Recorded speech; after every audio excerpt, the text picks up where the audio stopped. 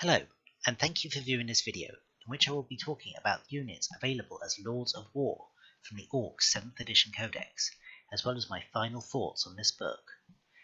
This will be the 7th and final part in my series of reviews, however stay tuned for the rest of the month for more Orky content. In the meantime, my name is Steve, this is the SDFnet 40k channel, and let us begin. First up, we will talk about the big man himself, Ghazghkull Thraka, the Beast of Armageddon. Ghazghkull Mag-Uruk Thraka is a mighty prophet of the Waaagh. He is the single most influential orc in the galaxy, and billions of greenskins march to war in his name. Since Ghazghkull's rise to power, he has led countless campaigns of destruction. He has crushed Eldar war hosts, banished tides of demons, and smashed phalanxes of Necrons to so much as sparking scrap. Yet, his greatest battles have been fought against the servants of the Emperor. Ghazghkull's sheer, unstoppable brutality has left countless worlds of the Imperium blazing in his wake, and reduced mighty Armageddon to a never-ending cauldron of war. Yet Ghazghkull is not satisfied. Gork and Mork have greater plans for their prophet, plans that they see fit to deliver amid agonizing visions of the galaxy ablaze with green fire. At their behest, Ghazghkull is beginning his greatest work. He will travel the galaxy, subjugating every warlord and gathering every orc to his banner until the stars themselves shudder with the thundering footfalls of his horde. Ghazghkull is gathering the Waaagh of Gork and Mork themselves, a Waaagh that will drown the galaxy in a war so great the gods themselves will tear their way out the warp to join the fight. Formerly an HQ choice, Ghazghkull got hit with a move to the Lord of War slot, as is the pattern of moving named characters in books in 7th edition. Ghazghkull is far from the same caliber as units that should reside in this slot, such as the Eldar Wraith Knight, Imperial Knights, or the Ork Stomper that I will be covering momentarily.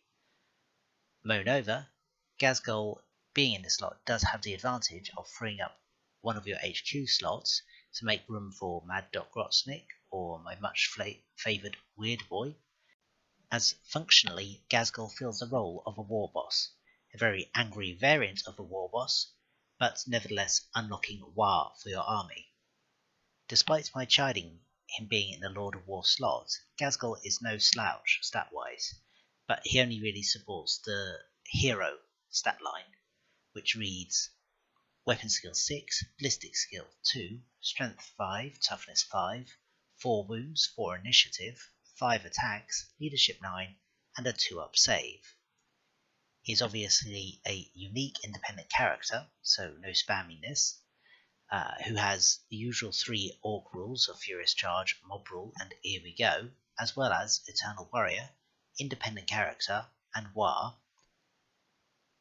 He also comes with the fixed warlord trait of Prophet of the Waaagh, which means, as he already has the Waaagh rule, when he calls it, all effective models, i.e. your whole army, will become fearless, making your boys wonderful tar pit units.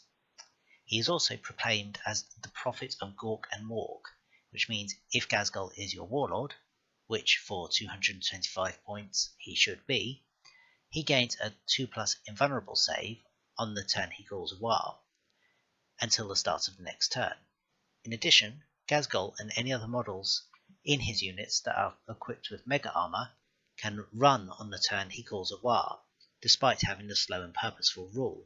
This is the situation that I mentioned earlier when I was talking about Mega Knobs in this review series. For as long as there is a Waaagh, in effect, your Mega Knobs will be able to keep up with the rest of your army. With their good armor saves, they wouldn't be a bad choice as Ghazghkull's bodyguard.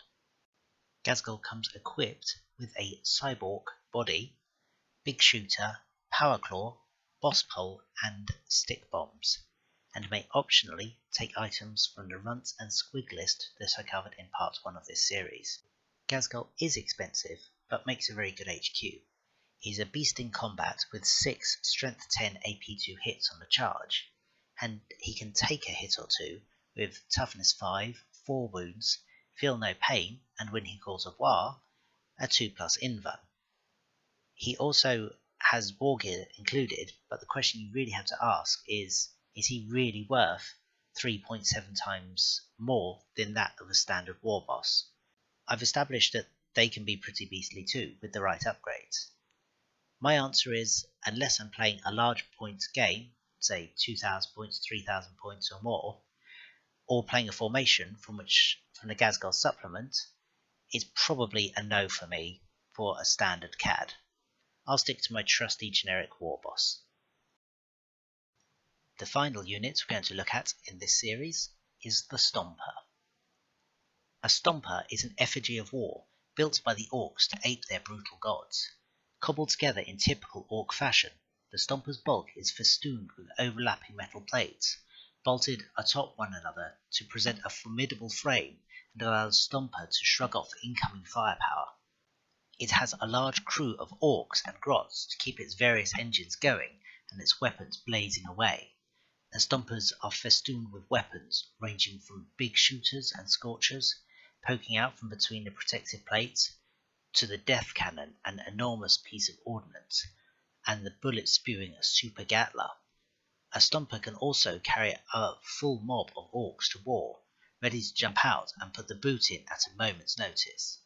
Once in combat, a Stomper wields his Mega Chopper, a massive whirring blade that can cleave a bastion in two or hack a titan down to size in a flurry of roaring violence.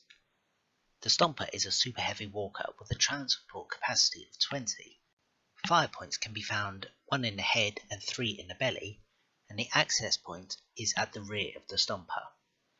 For a whopping 770 points, you get the profile of Weapon Skill 4, Ballistic Skill 2, Strength 10, Front and Side Armor 13, Rear Armor 12, 1 Initiative, 4 attacks, and 12 hull points. The armaments of the Stomper, in no particular order, are 3 big shooters, which are Strength 5, AP 5, 36-inch range, Assault 3, a Scorcher, a Death Cannon, which is 72-inch range, Strength 10, AP 1, Primary Weapon 1, Massive Blast, 3 Super Rockets, which have infinite range, Strength 8, AP 3, Heavy 1, Large Blast and 1 use only, a Twin-Linked Big Shooter, the previously mentioned Mega Chopper, which is Melee, Strength D, AP 1, and finally the Super Gatler, which is 48-inch range, Strength 7, AP 3, Heavy 2d6, which has 2 special rules, which is Psycho Daka Blaster and Whir Click Click.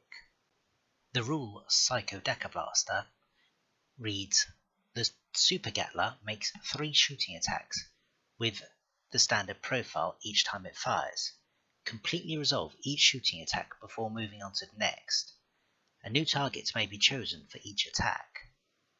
And Whir Click Click says, if a double is rolled when determining the number of shots for any of the Super Gatler's shooting attacks, then it runs out of ammunition after that attack has been resolved and cannot shoot again for the rest of the battle.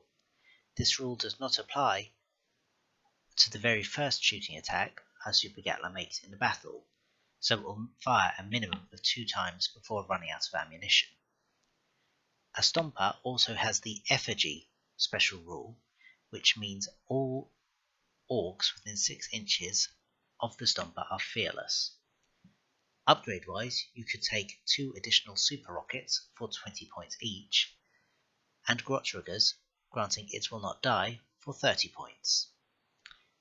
Now this is one beast of a war machine, obviously costing nearly half an army's worth of points alone. You would hope it would be, but in my experience it has always proved useful and near enough indestructible. I figure in for a penny, in for a pound, and throw Grotriggers on there as well. However, if you have an excess of mechs, they could serve a similar purpose. This is not a bad choice for transporting flash kits. Only 4 of them can fire, but their safety is guaranteed, and it gives them a firing platform, as this will be moving forward with your army, not sitting at the back. This is, as I mentioned, horrendously expensive, meaning I've only ever fielded it 3 times, and in each time the Super Gatler has failed the first test it's required to take. But that's me. I think I've mentioned before that the dice gods have abandoned me as a heathen. I love this unit. I wish it was less points, but I take every viable opportunity to get me one of these. Not for cheese factor, it's just so Orky. I'm a little light on tactics on this, guys. Sorry. Just shoot as much as you can at as many things as you can, and then finish things off with your fist of fun and stomping people into mush. That's about all I can recommend. Shooting people and punching them. I bet you're glad you sat through 3 hours of my dreary and monotonous tone for that nugget of wisdom, eh? So now we've reached the end of this series. I hope you liked the content.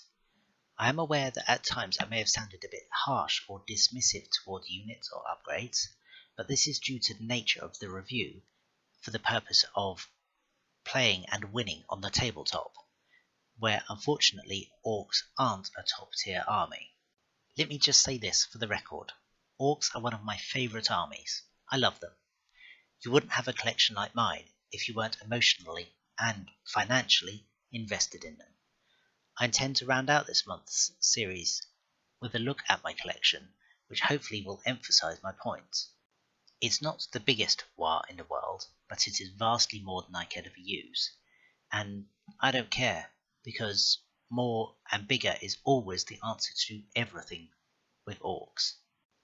Their character, both in fluff, in the sculpting of the models, and on the tabletop, shines through, and while so frequently represented as the comic foil to the grimdark 40k universe, that shouldn't mean that they are discounted. You don't get many competitive 40k orc players. I'm sure they're out there, but the randomness makes it too difficult to plan around. However, I live for those memorable moments, like a lone orc knob punching his way through 2 Furioso dreadnoughts after his boys got killed by the first, or my Ghazghkull Death Star tanking 2,000 points worth of guard firepower before single-handedly killing something like 6 tanks and decimating my opponent's army. I've also had times where I haven't landed a single gunshot the entire game. This is what it means to be Orky. Despite all I've said in this series, pick the army and the models you like and you want. In a way, it's actually fortunate that orcs aren't top tier, as it gives you more freedom to pick and choose the stuff you really like, because why the hell not? You're not going to be locked into the latest meta cookie cutter list. And to round out my feelings towards orcs, I believe I said it. A list, no matter how good or bad a codex that it's drawn from, that is well played, will still put up a good fight. Learn the models and how you might utilize them, and bring stomping to your enemies. Or at least put up enough of a scrap to make them work for every point.